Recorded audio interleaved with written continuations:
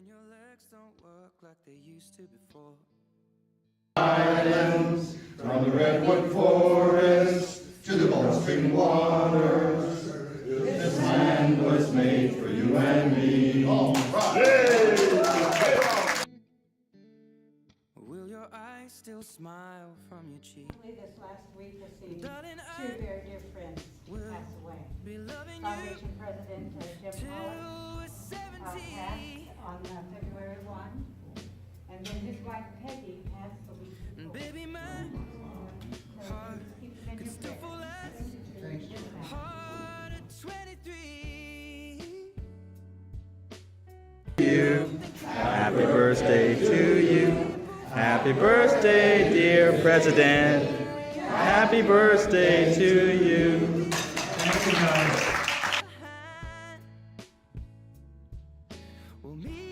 Yeah, go ahead. I know that I'm now a guest officially. I'm no longer a member, and I miss you guys so much. You're always a member. So I'm just going to say, introduce myself. I'm Ethel Merriman, in case anyone doesn't know.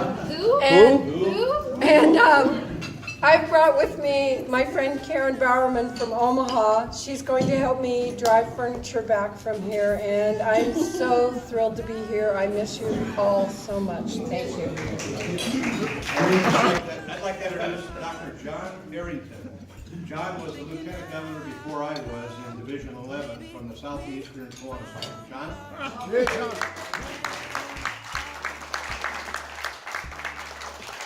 Everyone in here remember the Pink Panther, right? Yeah. Hey, yeah, the Pink Panther.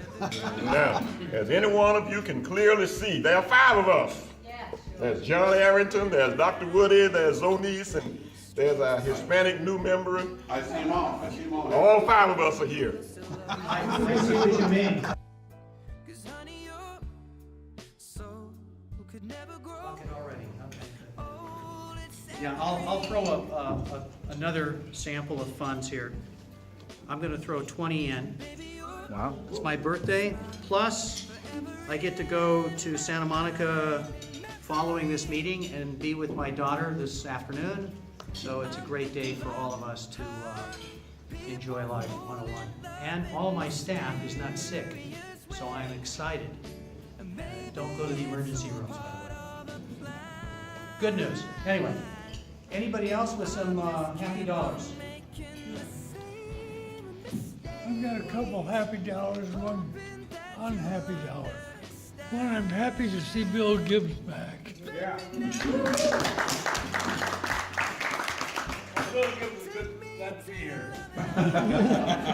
2, I've had a couple CAT scans with a spot on my lung, and I had a needle biopsy done, and it's not cancerous, it's a fungus. The sad news is the pills to solve it are $65 a piece. The pharmacy. I have 2 sad dollars, and both of these young ladies are over here. Ethel for not being in our club anymore, but we're glad you're here. And I Corinne wanted to for her remind last day of everybody being. that this club and the foundation awarded $25,000 to the San Diego River Park Foundation recently to support their Discovery Center. So it was a really big project that the foundation decided to award in 2014.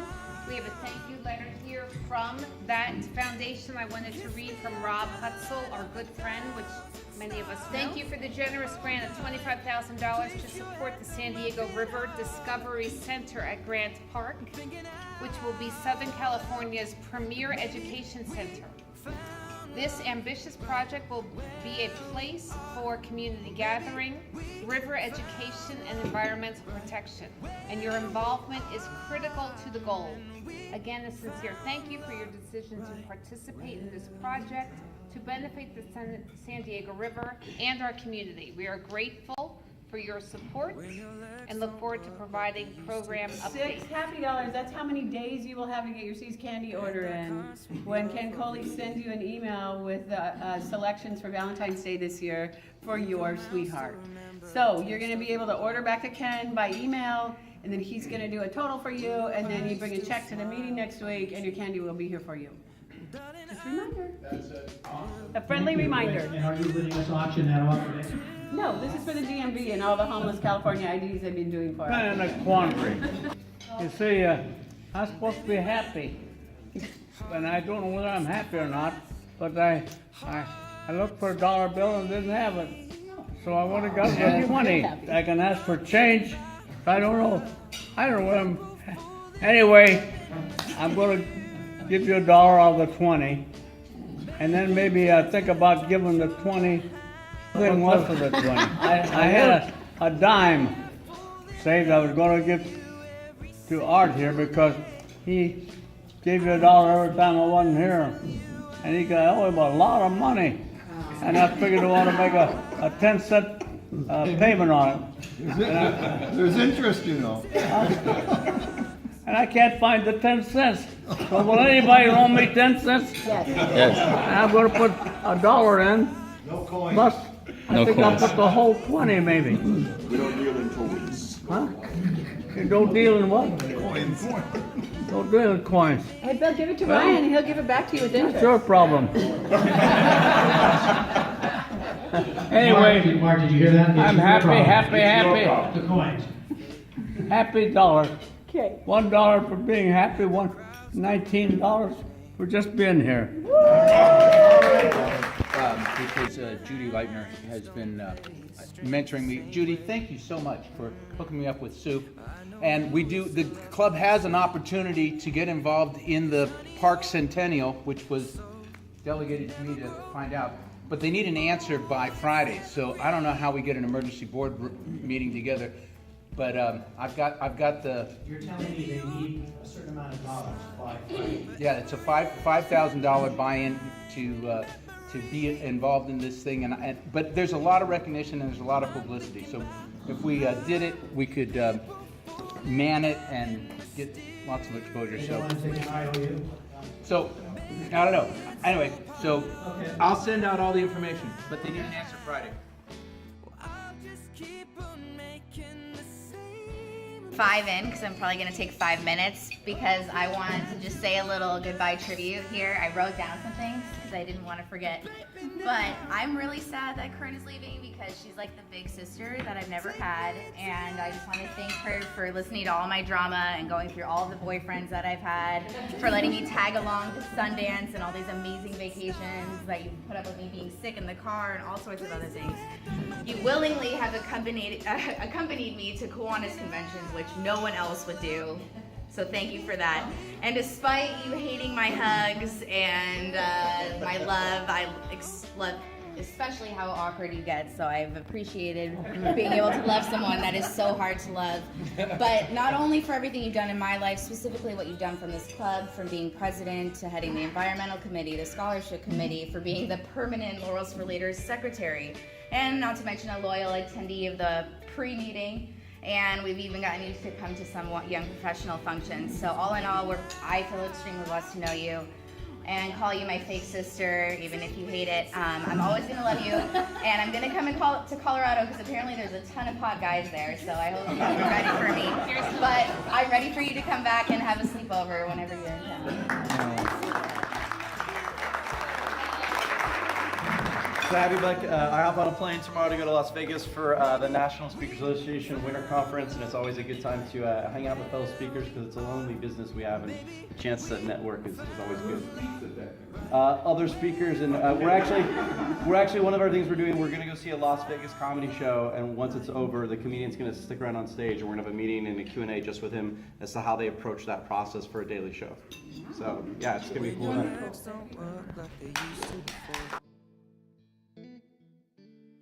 And I can't sweep you Fellow off. audience, my pleasure to introduce Barry LaForce from the International Youth Teams. The International Children's Committee has been supporting them for a long time. They do tremendous things all over the world. Our money is going toward an orphanage in Tijuana, and I'll let Barry come up and tell you a little bit about it. And we're going to give him a check too. Why don't you come up and tell a little bit about it, Barry? Giving a check for $7,400. All right. Thank you so much.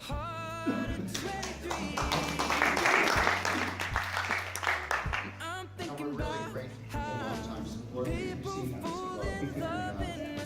Kingdom is celebrating its 25th year. The way that orphanage started, Kids Kingdom, was they started taking abused and abandoned children off the streets of California. They formed the orphanage just south of Ensenada. The orphanage now is at capacity. In fact, we're going to try to expand the boys' dormitory sometime in the near future. The money that you provide supports food and education for these children. And these were throwaway kids, and the beauty of what's happening, our role in this, IRT's role in this orphanage is to provide the food, daily food, and education for these children. We look upon education as the key out of poverty, the key to a better life. And I am proud to say that now that the orphanage is getting children up around the graduate years of high school, many of them are starting to go to college. Would you believe that? They had their first two last year, reached that age, that are now in college in Ensenada. They have 3 more children who are going to go to college this fall when they graduate from high school. This is unheard of, and we're hoping to have the first girl, the first woman to actually go on to higher education, which you know in the Mexican culture is very unheard of. A lot of them, leave high school and get married and start having a family. But to see children, especially women from that culture, now seeking to become professional and create careers for themselves, coming out of a situation where they were abandoned by their parents on the streets because they couldn't take care of them. It's just a remarkable story, and you guys are part of this remarkable success story, and I can't thank you enough. I encourage Homeless Connect was last Wednesday. You guys donated a ton of awesome men's clothes, thank you, and women's clothes. And we we had 1,145. We were like 2 off from last year for how many unsheltered downtown went through Golden Hall for services of medical, dental, California IDs, everything that is required to begin the process to get into housing of some kind. And both veterans and individuals and families, we expanded, we've got 25 families that are going into housing. We chose the first 10 yesterday, and I think there's another 10 that they're choosing the end of the week, so it's happening that fast now. So you guys have been awesome support, just supporting me through this process. For one thing, it's been kind of gruesome trying to keep the agencies that usually fight with each other together. Demanding relentless good nature from everyone. So anyway, good is triumphing over complacency, and nimbleness is triumphing over calcification. So we're making progress. Thank you.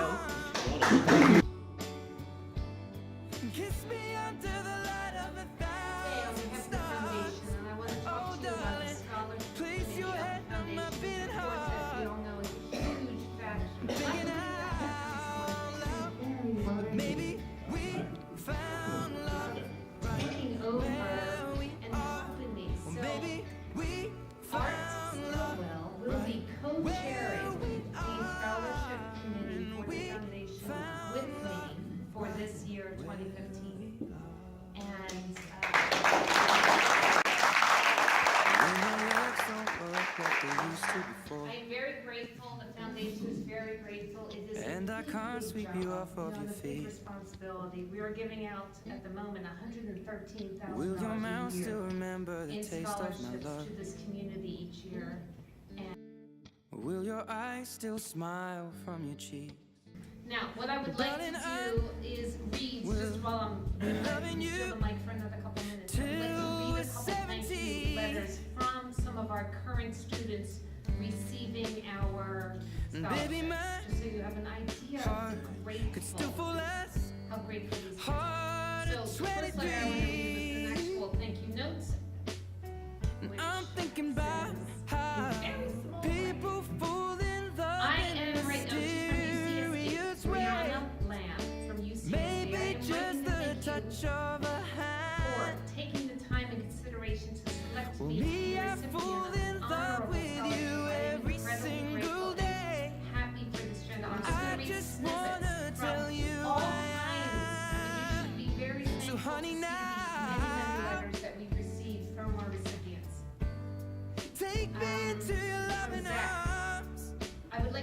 you and the entire Kiwanis Foundation for sponsoring my education at SPSU. From this scholarship, I will be able to continue my education pursuing a program and support the Kiwanis Foundation is providing. From Diane, as you know, I am an aspiring nurse. My past has definitely contributed to that goal. With yours and the Kiwanis Foundation's financial help, I am a step closer to again. As ever, I am so grateful that this foundation is chosen. And the crowds don't Diane is the remember one who my broke down name. in tears during the interview when we told her. When my hands I'm don't so play mean. the strings the same way. It was Priscilla. I am writing I this know letter you to will express still my love greatest me the gratitude same. for my award. I wasn't 'Cause pleased honey, to see that I received the scholarship could again. never grow. You remember that our Oh, it's Kiwanis scholarship evergreen. reoccurring. I am not only honored but deeply indebted for your support. Baby, I have been involved in Kiwanis all 4 forever years of my high school and learned so much. Currently, my brother is also involved in Kiwanis at his high school. I I'm feel a thinking sense of about family. how people fall in love in mysterious ways. Right off the bat, I would like to Maybe thank you it's for all choosing me part as one of of the a recipients plan. of the Kiwanis Club Foundation scholarships.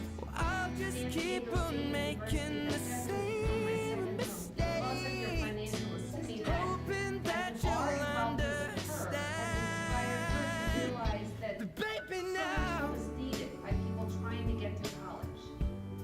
Take me into More your involved loving in arms. it, she has dreamed her career of helping kids get through college. This Kiss me letter under the light of a thousand stars. it's so long, and it's not a.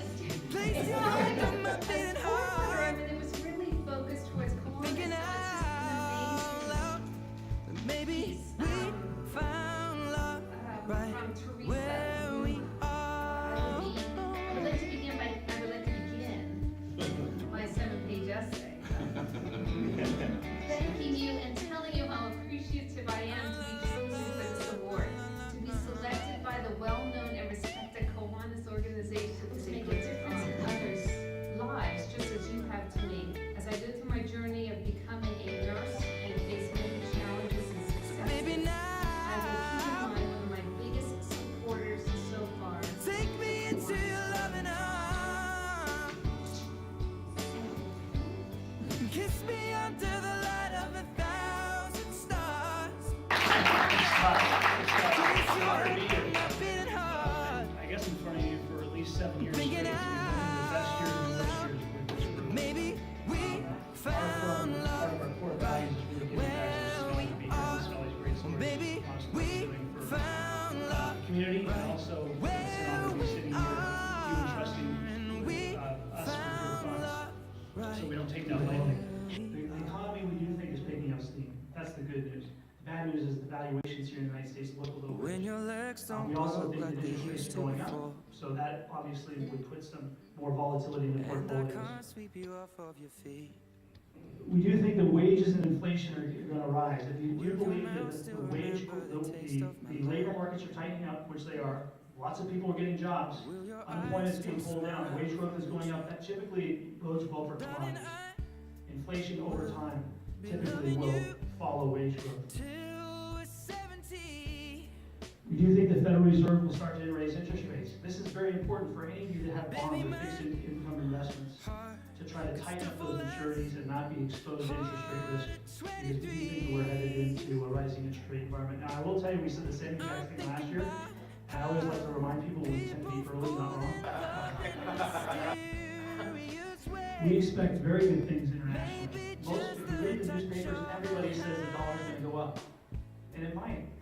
But that worries me because usually when the consensus is saying one thing and it's so heavily exploited right now that nobody thinks the dollar is going down. So if you think that the dollar might not go up quite as fast as everybody's saying, and also that the ECB's recent announcement of their quantitative easing program will help jumpstart their economy like it did for ours several years ago, European equities look relatively cheap compared to domestic. I already mentioned this, we do expect with rising rates a little bit more of a healthy valuation here in the United States, that things will get more volatile when returns will go down in the U.S. markets. We do think that there are huge opportunities in commodities, hard assets, and energy because of the dramatic falls we've seen in those spaces. For instance, in your portfolio here at Kiwanis, the way we handle this is we're entering in and buying more what we call energy infrastructure type investments. These are the oil and gas pipelines that own the pipeline, not the commodity, and they charge huge tolls to the oil companies that move their energy through their pipelines, and they pay us a giant dividend.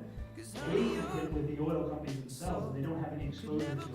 They have long-term contracts in place, the cash flows haven't changed, and they come down with everything else. So there's some opportunities out there. And having said that, what we're telling our clients is we do definitely think we're in the ninth inning, the seventh, eighth, ninth inning of this recovery. More of the recovery is behind us, we think, than is in front of us. And what's important about that is there's certain parts of the financial markets that typically do better in those types of environments, and I'll share with you some of our strategy in a second. I can't move on without talking about oil, because oil has been a huge part of the news for anybody that's invested, anybody that's diversified and has hard assets in their portfolio. Has been the number one story. It's been driving a lot of the financial markets as of late. We've had 5 huge collapses in oil like this since 1980, and in every single period, what's interesting to me, all 5 of those periods where the oil price fell over 50%, the next 12 months was a big opportunity for energy-type investments. In all 5, they were positive 12 months later, and in the average return of oil investments, like the oil stocks, commodities, and so on, was over 50%. Now, what's interesting about this situation is it's very different than the past 5. This is a supply situation. The past declines that I've been talking about were much more demand-oriented. There are global recessions that formed the glut in oil. This time, the U.S. has been responsible for the 100% of the increase in supply on the world markets. And what you see behind me is the oil industry's forecast of where we think things are headed from 2013 through the end of this year. And the numbers are, we believe that the supply side of the oil equation is going to go up by 2.9 million barrels a day. But what's interesting also is the consumption side is also is scheduled to go up by 2 million barrels a day. Only a 0.9 difference. And so when you're listening to the news and they're talking about this huge glut of oil, it's true. But does that kind of an imbalance warrant a 50 to 60% decline in oil? Now, in the last week, oil's really rebounded. If you've been following it, it's up north of 10%.